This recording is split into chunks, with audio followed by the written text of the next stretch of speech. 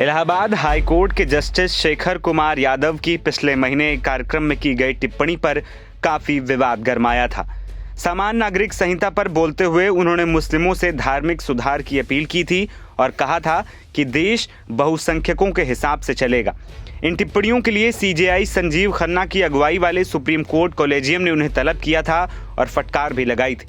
लेकिन अब ताज़ा अपडेट ये है कि जस्टिस यादव अब भी अपनी टिप्पणियों पर कायम है। उन्होंने चीफ जस्टिस को लिखे खत में कहा है कि उनकी टिप्पणियां न्यायिक आचरण के किसी भी सिद्धांत का उल्लंघन नहीं करती। उनके बयानों को तोड़ मरोड़ कर पेश किया जा रहा है। जस्टिस शेखर कुमार यादव की सीजेआई संजीव खन्ना की अध्यक्षता वाले कॉलेजियम के साथ 17 दिसंबर को बैठक भी हुई थी। इसके बाद इलाहाबाद हाईकोर्ट के चीफ जस्टिस अरुण भंसाली ने उनसे जवाब मांगा था। अंग्रेजी न्यूज वेबसाइट इंडियन एक्सप्रेस की एक रिपोर्ट के मुताबिक सीजेआई ने हाईकोर्ट के चीफ जस्टिस भंसाली को पत्र लिखकर इस मामले में नई रिपोर्ट मांगी थी। इंडियन एक्सप्रेस ने अपनी रिपोर्ट में सूत्रों के हवाले से बताया है कि जस्टिस यादव से जवाब मांगने वाले पत्र में एक कानून के छात्र और एक पूर्व आईपीएस अधिकारी की शिकायतों का जिक्र था। आईपीएस अधिकारी को सरकार द्वारा अनिवार्य सेवानिवृत्ति दी गई थी। दोनों ने जस्टिस यादव के भाषण के खिलाफ शिकायत दर्ज कराई थी। जस्टिस यादव ने अपने जवाब में कहा है कि उनके भाषण को निहित स्वार्थों वाले लोग तोड़ मरोड़ कर पेश कर रहे हैं। उन्होंने ये भी कहा कि न्यायपालिका के सदस्य सार्वजनिक रूप से अपना बचाव नहीं कर सकते, इसीलिए न्यायिक बिरादरी के वरिष्ठ लोगों को उनकी सुरक्षा करनी चाहिए। इंडियन एक्सप्रेस ने अपनी रिपोर्ट में यह भी बताया कि जस्टिस यादव ने अपनी टिप्पणी के लिए माफी नहीं मांगी है।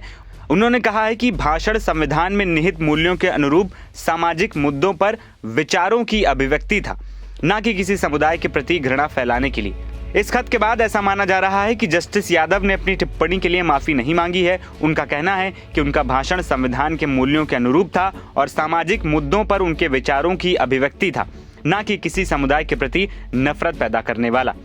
बता दें कि 8 दिसंबर को इलाहाबाद हाई कोर्ट के बार एसोसिएशन की लाइब्रेरी में वीएचपी के लीगल सेल की तरफ से आयोजित एक कार्यक्रम में जस्टिस यादव ने समान नागरिक संहिता यानी कि यूसीसी पर अपनी बात रखी थी। उन्होंने कहा था कि हिंदुओं ने सुधार किए हैं जबकि मुसलमानों ने नहीं।